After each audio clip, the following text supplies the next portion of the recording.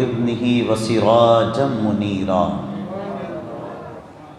صدق الله العظيم وصدق رسوله النبي الكريم ونحن على ذلك لمن الشاهدين والشاكرين والحمد لله رب العالمين۔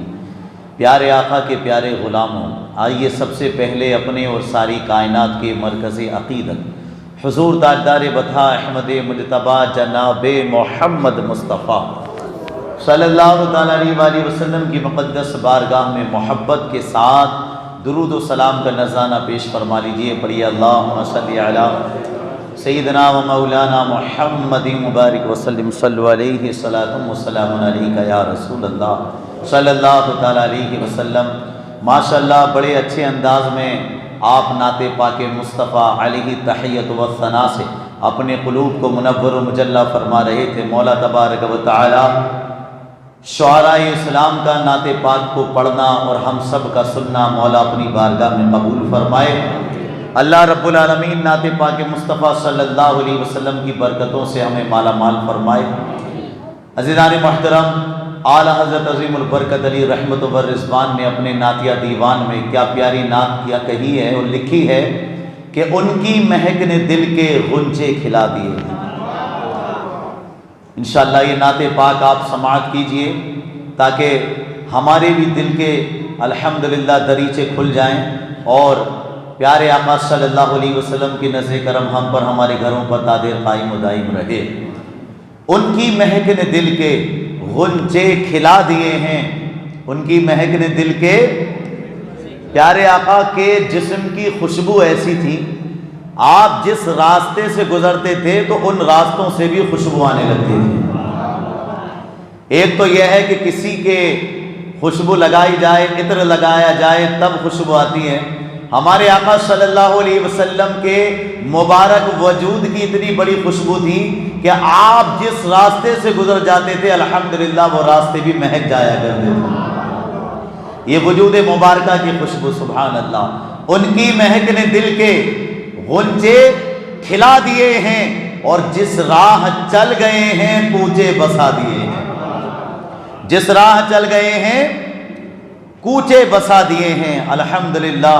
عزیزان محترم، یہاں تک کہ کچھ حدیثوں میں یہ بھی آتا ہے کہ جب پیارے آقا صلی اللہ علیہ وسلم کسی جگہ تشریف لے جاتے تھے تو آپ حیران ہوں گے کہ صحابہ کرام پیارے آقا کو ڈھونڈنا چاہتے تھے تو اب کیا ہوتا تھا کہ مکے کی گلیوں میں گھومنا شروع کر دیتے تھے اور جس راستے سے وہ خوشبو کا پتہ پاتے تھے اسی راستے پہ چلنا شروع کر دیتے تھے اور اسی خوشبو کے ذریعے پیارے آقا تک پہنچ جایا کرتے تھے۔ پیارے آقا صلی اللہ علیہ وآلہ وسلم تک پہنچنے کے لیے آپ غور کریں، کسی سے پوچھنے کی ضرورت نہیں پڑتی تھی، جس راستے کو مہکتا ہوا دیکھتے تھے، جس راستے سے خوشبو آتی ہوئی دیکھتے تھے اسی پہ چلنا شروع کر دیتے تھے اور پیارے آقا تک پہنچ جایا کرتے تھے۔ تو ان کی مہک نے دل کے غنچے کھلا دیے ہیں، جس راہ چل گئے ہیں کوچے بسا دیے ہیں، اور جب آ گئی ہیں جوش رحمت پہ ان کی آنکھیں، جب آ گئی ہیں جوش رحمت پہ ان کی آنکھیں، جلتے بجھا دیے ہیں روتے ہنسا دیے ہیں، جلتے بجھا دیے ہیں روتے ہنسا دیے ہیں۔ جب آ گئی ہیں جوش رحمت پہ ان کی آنکھیں، قیامت کے دن یہی تو ہوگا نا، گناہگار رو رہے ہوں گے، پریشانی کے عالم میں ہوں گے، لیکن ہمارے آقا صلی اللہ علیہ وسلم خدا کی بارگاہ میں ہماری شفاعت فرمائیں گے اور انشاءاللہ پیارے آقا کی سفارش سے، ان کی شفاعت سے ہم گناہگار جنت میں جائیں گے۔ عزیزان محترم، اسی کو کہا جب آ گئی ہیں جوش رحمت پہ ان کی آنکھیں، جلتے بجھا دیے ہیں اور روتے ہنسا دیے ہیں۔ اور ایک دل ہمارا کیا ہے، آزار اس کا کتنا، ایک دل ہمارا کیا ہے، آزار اس کا کتنا، یعنی کہ ہمارے دل میں جو پریشانیاں ہیں یا جو ہم پر بیماریاں ہیں یہ کیا ہیں، یہ تو کچھ بھی نہیں ہے۔ ایک دل ہمارا کیا ہے، آزار اس کا کتنا، یا رسول اللہ تم نے تو چلتے پھرتے مردے جلا دیے ہیں۔ آپ کی شان یہ ہے کہ آپ نے تو چلتے پھرتے مردوں کو زندہ فرما دیا ہے۔ سبحان اللہ، سبحان اللہ، جزاک اللہ خیرہ، اللہ برکت و رحمت عطا فرمائے۔ عزیزان محترم، تو غور کریں، ہمارے آقا صلی اللہ علیہ وسلم کی نظر کرم جب ہوئی ہے تو چلتے پھرتے مردوں کو زندہ فرما دیا ہے۔ اللہ رب العالمین برکت و رحمت عطا فرمائے۔ عزیزان محترم، کیونکہ ایک حدیث پاک میں یہ بھی آتا ہے کہ پیارے آقا صلی اللہ علیہ وآلہ وسلم دو اشخاص کو، ایک لڑکی کی قبر پر آپ گئے اور فرمایا اس میں ایک مرد تھا اور ایک عورت تھی آپ کے ساتھ، یعنی اس لڑکی کے ماں باپ آپ کے ساتھ تھے۔ آپ اس لڑکی کے قبر کے پاس پہنچے اور فرمایا، آپ نے اس لڑکی کو سلام کیا، اس لڑکی نے اپنی قبر سے جواب دیا۔ یہ دیکھو حدیث پاک آ رہی ہے، شفا شریف میں قاضی ایاز رحمۃ اللہ علیہ نقل کرتے ہیں کہ ایک شخص نے اپنی لڑکی کو زندہ کرنے کی درخواست کی کہ یا رسول اللہ میری لڑکی کو زندہ فرما دیجئے، تو حضور صلی اللہ علیہ وسلم اس کی قبر پر تشریف لے گئے، لڑکی کو آواز دی تو لڑکی نے قبر سے باہر نکل کر آپ کو سلام کیا۔ اللہ اکبر، واقعہ یہ ہے، لڑکی نے قبر سے نکل کے آپ کو سلام کیا اور آپ نے فرمایا کہ تیرے باپ اور ماں دونوں مسلمان ہو گئے ہیں، اگر تو ان کے پاس دنیا میں رہنا چاہتی ہے تو رہ سکتی ہے۔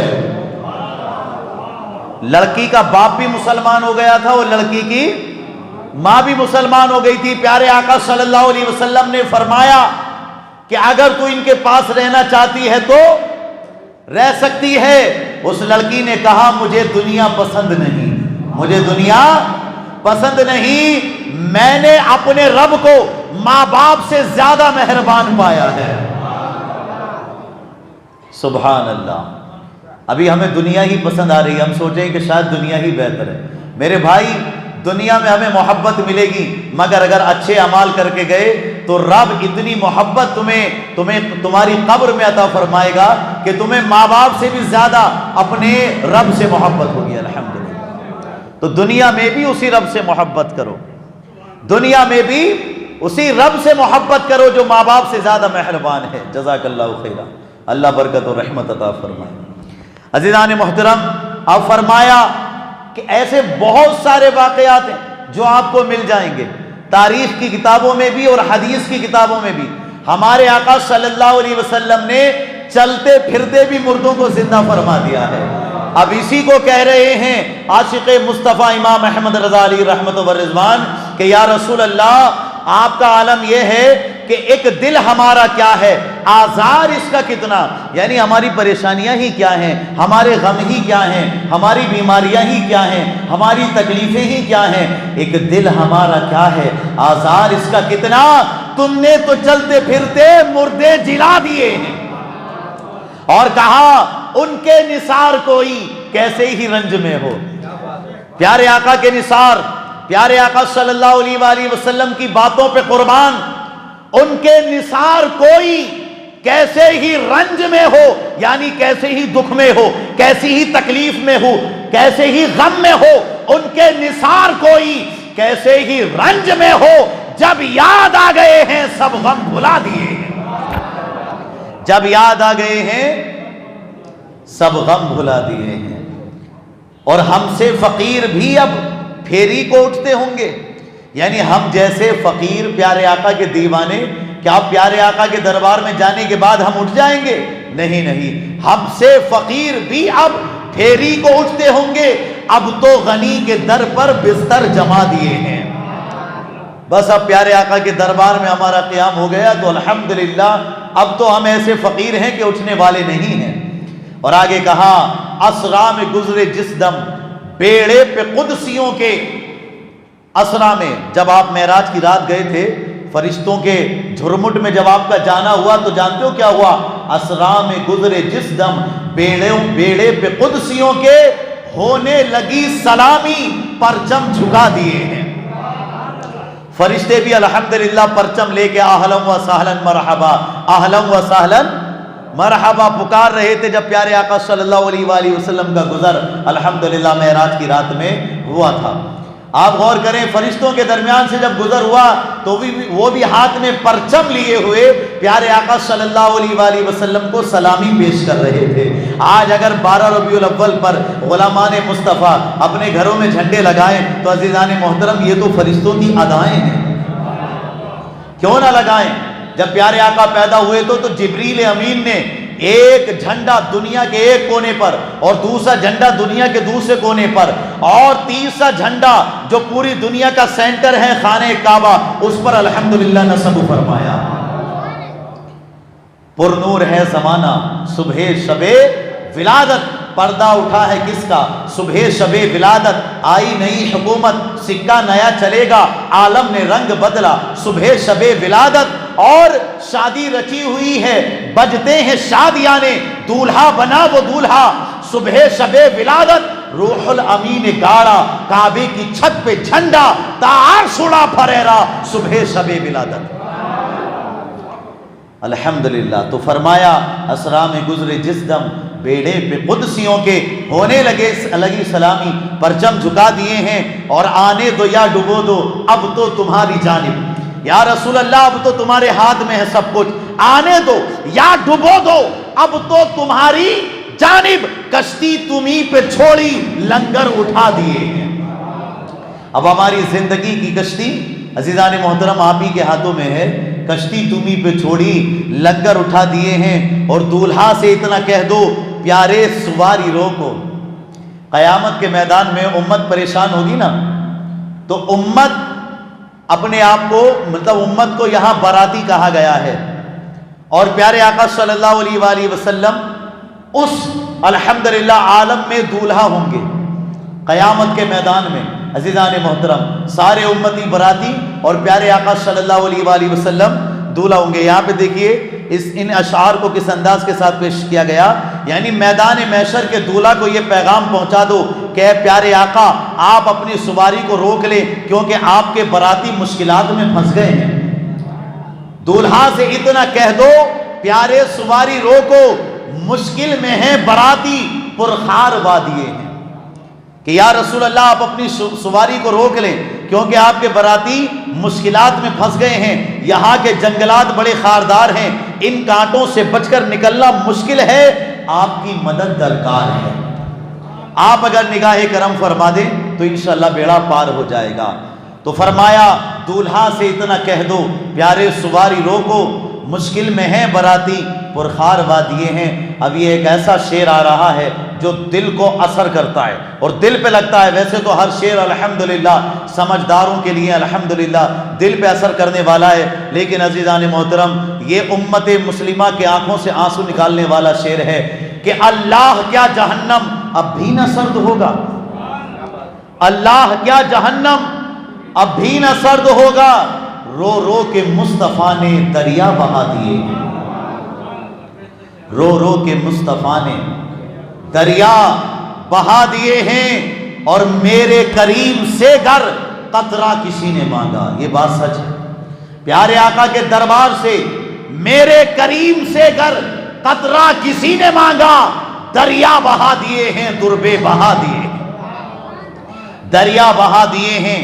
دربے بہا دیے ہیں، ملک سخن کی شاہی تم کو رضا مسلم، ملک سخن کی شاہی تم کو رضا مسلم، جس سمت آ گئے ہو سکے بٹھا دیے ہیں۔ یعنی ایسے ایسے اشعار دیکھ رہے ہو نا، ایک ایک شعر کو اگر لکھنے بیٹھ گئے سوچ سمجھ کے تو پوری رات گزر جاتی ہے۔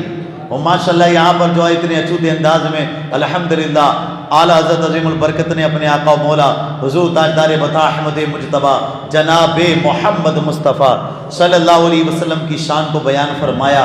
عزیزان محترم اب واقعات کی جانب آ جائیے اور پیارے آقا صلی اللہ علیہ وسلم کے دور کے وہ واقعات ملاحظہ فرمائیے تاکہ ہمارے اندر ایک تازگی پیدا ہو جائے اور ہمیں پتہ چلے کہ یہ جو دین ہمیں ملا ہے وہ بڑے سکون سے ہم بیٹھے ہوئے ہیں، پنکھے کی ٹھنڈی ٹھنڈی ہوا کھا رہے ہیں، گرمی کے عالم میں یا پھر سردی کے موسم میں ہم نرم نرم جو ہے بستروں کا استعمال کر کے یا پھر عزیزان محترم مساجد میں اے سیوں کا استعمال کر کے یا ہر طریقے کی سہولت کے ساتھ جو آج مسجدوں میں ہم ہر موسم میں آ جاتے ہیں، اپنے گھروں میں بڑے آرام سے رہتے ہیں، بڑے سکون کے ساتھ ہم زندگی گزار رہے ہیں کہ یہ دین جس دین پر ہم چل رہے ہیں اسی آسانی کے ساتھ ہم تک پہنچا ہے، یا پھر اس میں بڑی بڑی پریشانیاں ہمارے آقا کو اٹھانی پڑی ہیں۔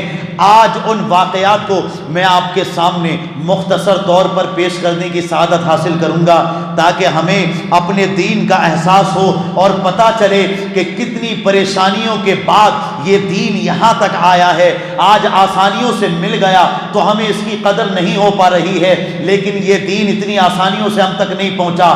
آپ شروع سے ملاحظہ کریں کہ ہمارے آقا صلی اللہ علیہ وسلم کو کتنی پریشانیوں کے دور سے گزرنا پڑا۔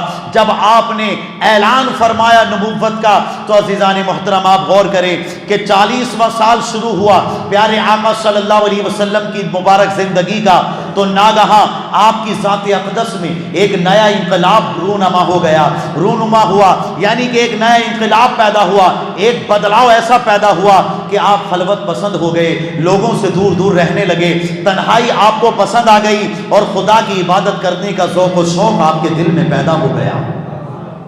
اب دیکھیں، اکثر اوقات آپ غور و فکر میں رہتے، آپ کا بیشتر وقت مناظر قدرت کو دیکھنے میں اور کائنات فطرت کے مطالعے میں صرف ہوتا، دن رات اللہ کی ذات و صفات کے تصور میں مستغرق اور اپنی قوم کے بگڑے ہوئے حالات کے سدھار اور اس کی تدبیر، اس کے جو ہے اس کو سدھارنے کے جو ہے سوچ بچار میں آپ رہا کرتے تھے۔ عزیزان محترم، ان دنوں ایک نئی بات یہ پیدا ہوئی کہ آپ کو اچھے اچھے خواب نظر آنے لگے اور آپ کا ہر خواب اتنا سچا ہوتا کہ جو آپ دیکھتے صبح صادق کی طرح اس کی تعبیر بالکل جو آپ کو خواب دکھایا جاتا الحمدللہ اس کی تعبیر صبح صادق کی طرح روشن ظاہر ہو جایا کرتی تھی۔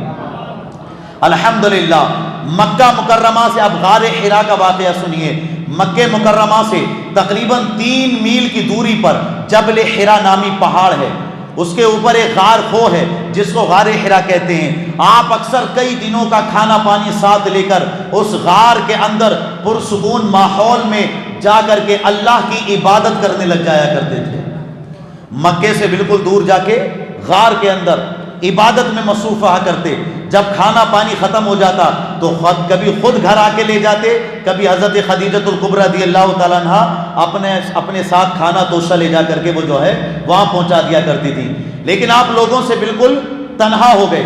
ایک دن آپ غار حرا کے اندر عبادت میں مشغول تھے، اچانک غار میں آپ کے پاس ایک فرشتہ ظاہر ہوا، یعنی آپ عبادت میں لگے ہوئے، فرشتہ ظاہر ہوا۔ یہ حضرت جبریل علیہ السلام تھے جو خدا کا پیغام لے کے نبیوں تک آتے تھے۔ فرشتے نے ایک دم کہا پڑھیے، اقرا، پڑھیے، تو آپ نے فرمایا کہ میں پڑھنے والا نہیں، میں نہیں پڑھوں گا۔ فرشتے نے آپ کو پکڑا، نہایت گرم جوشی کے ساتھ آپ سے گلے ملے، وہ معانقہ کیا، پھر چھوڑ کر کہا کہ پڑھیے۔ آپ نے فرمایا میں پڑھنے والا نہیں ہوں۔ پھر اس فرشتے نے آپ کو پکڑا اور کہا تیسری مرتبہ بھی کہ پڑھیے، اقرا، تو آپ نے فرمایا کہ میں، یعنی انہوں نے کہا کہ پڑھیے تو آپ نے فرمایا کہ میں پڑھنے والا نہیں ہوں۔ تیسری مرتبہ فرشتے نے آپ کو بہت زور کے ساتھ اپنے سینے سے لگایا، تیسری مرتبہ، اور تیسری مرتبہ لگا کے کہا اقرا بسم ربک الذی خلق خلق الانسان من علق اقرا وربک الاکرم الذی علم بالقلم اور علم الانسان ما لم یعلم، یہاں تک پڑھنے کے بعد کہا یہ سب سے پہلی وحی تھی جو آپ پر نازل ہوئی کہ پڑھیے اپنے رب کے نام سے۔ کیا کہا؟ پڑھیے اپنے رب کے نام سے جس نے آپ کو پیدا فرمایا۔ اس کا مطلب یہ ہے اقرا بسم ربک الذی خلق۔ عزیزان محترم، جب یہ کہا پیارے آقا صلی اللہ علیہ وآلہ وسلم نے پڑھنا شروع کر دیا، لیکن اب یہاں سے یہ پیغام بھی امت مسلمہ کو جاتا ہے کہ پڑھائی تو ہم کریں مگر پڑھائی وہ کریں جس میں رب کا نام شامل ہو، کیونکہ اللہ کے نبی علیہ الصلوۃ والسلام نے صرف پڑھا ہی نہیں بلکہ جب رب کا نام لیا گیا کہ پڑھیے اپنے رب کے نام سے جس نے پیدا کیا ہے آپ کو اور سارے جہان کو، مفہوم یہ ہے اس آیت کریمہ کا۔ تو عزیزان محترم، پیارے آقا نے پڑھنا شروع کر دیا۔ اس کے بعد میں کیا ہوا، ان آیتوں کو یاد کر کے پیارے آقا اپنے گھر تشریف لائے، مگر اس واقعے سے جو بالکل ناگہانی طور پر آپ کو پیش آیا اس سے آپ کے قلب پر لرزہ طاری تھا۔ لرزہ طاری تھا دل پر. آپ نے گھر والوں سے فرمایا کہ مجھے چادر اڑاؤ, کملی اڑاؤ. اس میں کتاب میں لکھا ہے کہ مجھے کملی اڑاؤ. جب آپ کا خوف دور ہوا اور کچھ سکون ہوا تو آپ نے حضرت بی بی خدیجہ سے غار میں پیش آنے والا واقعہ کیا مطلب کہا, اور کہا کہ ایسے ایسے غار میں مجھے یہ واقعہ پیش آیا ہے کہ اچانک ایک فرشتہ نمودار ہوا اور اس نے اس طریقے سے جو ہے مجھے گلے سے لگا کر کے پڑھنے کے لیے کہا. عزیزان محترم, اس کے بعد آپ نے فرمایا مجھے اپنی جان کا ڈر ہے, مجھے اپنی. عزیزان محترم, یہ سن کر حضرت خدیجہ رضی اللہ تعالیٰ عنہ کیا کہتی ہیں, عرض کرتی ہیں یا رسول اللہ صلی اللہ علیہ وسلم, آپ کی جان کو کوئی خطرہ نہیں ہے, آپ کی جان کو, خدا کی قسم اللہ تعالیٰ کبھی بھی, یہ جملے سننے کے. حضرت خدیجہ الکبریٰ رضی اللہ تعالیٰ عنہ عرض کرتی ہیں کہ خدا کی قسم اللہ تعالیٰ کبھی بھی آپ کو رسوا نہیں کرے گا, کبھی بھی اللہ آپ کو رسوا نہیں کرے گا. آپ تو رشتہ داروں کے ساتھ بہترین سلوک کرتے ہیں. یہ حضرت خدیجہ عرض کر رہی ہیں یا رسول اللہ آپ رشتہ داروں کے ساتھ بہترین سلوک کرتے ہیں, دوسروں کا بوجھ خود اٹھاتے ہیں, دوسروں کا بار بوجھ خود اٹھاتے ہیں اور خود کما کما کر مفلسوں اور محتاجوں کو کھلاتے ہیں. سبحان اللہ, خود کما کما کر مفلسوں اور محتاجوں کو کھلاتے ہیں, عطا فرماتے ہیں, اور مسافروں کی مہمان نوازی کرتے ہیں, مسافروں کی مہمان نوازی کرتے ہیں, اور حق و انصاف کی خاطر سب کی مصیبتوں اور مشکلات میں کام آتے ہیں. حق اور انصاف کی خاطر سب کی مشکلوں اور مصیبتوں میں کام آتے ہیں. یہ ہمارے آقا کی شان تھی, اور آج بھی میں کہہ رہا ہوں اللہ رب العالمین اس آدمی کو ذلیل اور رسوا نہیں کرے گا. یاد رکھیے جو دنیا میں پیارے آقا کی ان باتوں پر عمل کرے گا انشاءاللہ, پیارے آقا کے ان مزاج کو اپنائے گا انشاءاللہ رب العالمین کبھی دنیا میں وہ بے عزتی کا سامنا نہیں کرے گا. ہمارے آقا کی سنتیں ہیں یہ, کیا رشتہ داروں کے ساتھ اچھا سلوک کرنا, دوسروں کا بوجھ اٹھانا, اور خود کما کما کر مفلسوں اور محتاجوں کو عطا فرمانا. آج تو لوگ دوسروں کی کمائی کھا جاتے ہیں, دھوکہ کرتے ہیں ایک دوسرے کے ساتھ.